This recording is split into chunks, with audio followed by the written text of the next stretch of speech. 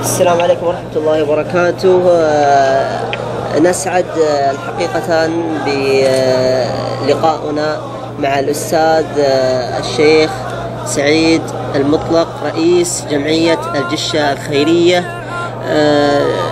الشيخ سعيد، كل عام وانت بخير ومن العيدين، وندخل على طول في صلب الموضوع. حقيقة هذا الاجتماع الأول يعتبر على مستوى البلدة منذ بدء ما عرفنا احنا جشة، ما استوى لقاء بحجم هذا اللقاء في استقبال حجاج بيت الله الحرام. ما شعورك بهذه المناسبة؟ بسم الله الرحمن الرحيم، الحمد لله والصلاة والسلام على رسول الله، وبعد. أثني بكل عام وانتم بخير، وانتم طيبين. أسأل الله أن يتقبل منا ومنكم صالح الأعمال، ونسأله سبحانه أن يتقبل من الحجاج حجهم، وأن يعودوا إلى أهلهم وذويهم كما ولدتهم أمهاتهم، إنه ولي ذلك والقادر عليه.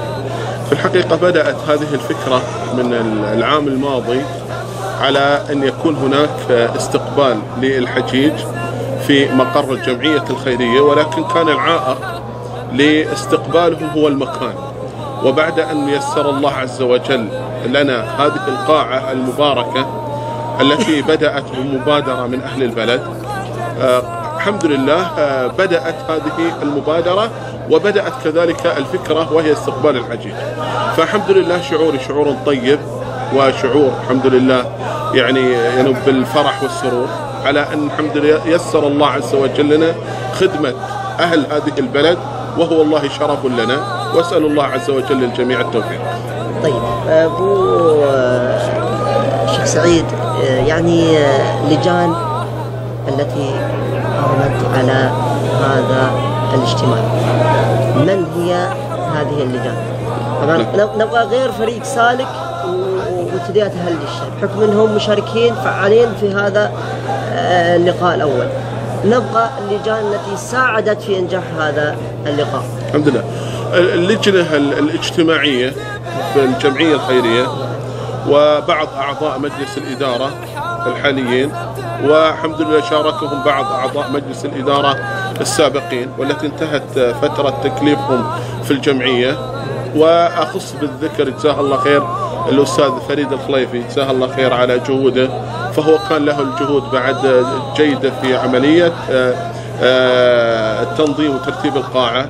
كذلك خالد الحجرة جزاه الله خير كانت له جهود، كذلك الأستاذ محمد الصقر، كذلك نظم الجايع جزاه الله خير كان وهو في الحقيقة من الناس المتابعين للمشروع هذا منذ أن بدأ وانطلقت هذه الفكرة، وهو متابع لها متابعة جيدة، وجزاه الله خير كان حتى في خارج البلد وهو مسافر كان يتابع هذه الفكرة إلى أن أتمها الله عز وجل وتم علينا النعمة.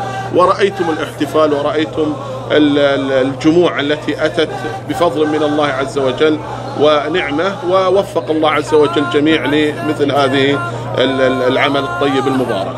الشيخ سعيد، ما اقتراحاتك أو ما هي الأفكار المستقبلية؟ يعني ما يخلع عمل من النقصان، يعني نبغى أعمال مستقبلية تخص هذا الاجتماع المشروع. أي نعم. في السنين القادمة. نعم، وهو في الحقيقة بدأ هذا المشروع كفكرة أولى. لا شك أننا إن شاء الله تعالى بعد هذا الاجتماع مباشرة سوف نلتقي ونقف على السلبيات والإيجابيات. أما الإيجابيات سوف نعززها إن شاء الله تعالى، والسلبيات سوف نتلافاها. وكذلك إن شاء الله سوف يكون هناك لقاء مع الحجاج قبل ذهابهم والتنسيق معهم أكثر وأكبر من هذا. ونحن في الحقيقة لما بدأت هذه الفكرة نعلم علم يقين أننا لن نجمع الجميع على فكرة واحدة، ولكن هناك إن شاء الله تعالى من سوف يخالف هذا الموضوع، ونحن نعذره ونعذر الجميع. من أتى الله يجزاه خير ونسأل الله له التوفيق، ومن لم يأتي سوف نذهب له نحن ونبارك له ونجلس معه ونشد على يده. شيخ سعيد، الكل يتكلم عن أنه الوقت، اختلاف الوقت، يعني يعني قالوا من بعد صلاة العصر إلى أذان العشاء وقت طويل. إذا بغيت تحكر أهل البلد إنهم يجون في وقت واحد كلهم، خليها من وقت صلاة المغرب إلى أذان العشاء. والله هذه يعني من السلبيات التي وجدت في هذا اللقاء، وسوف إن شاء الله تعالى سوف ندرسها ونشوف جدواها، وإذا كان هناك فترة واحدة كافية سوف نطبقها، وإن كانت هناك فترتين تحتاج إلى فترتين كذلك سوف نطبقها، وإن احتاجوا إلى أكثر من ذلك من ترتيبات سوف نعملها، ولكن لا نستطيع أن نبت في مثل هذه الأمور حتى أن نحن ندرس الموضوع من جميع جوانبه، ونشوف سلبياته وإيجابياته، ونشوف مرئيات أهل البلد كذلك مرئيات الحجاج، لأن لهم في الحقيقة رأي ويجب أن نحن نأخذ رأيهم. خليفة تسلم. شكرا لكم على جهودكم المبذولة في خدمة حجيج أهالي الجشة. الحقيقة يعجز اللسان عن شكر أي لجنة سواء كانت ذكرتها أو ما ذكرتها خدمت هذا المشروع الناجح الذي عمل لأول مرة.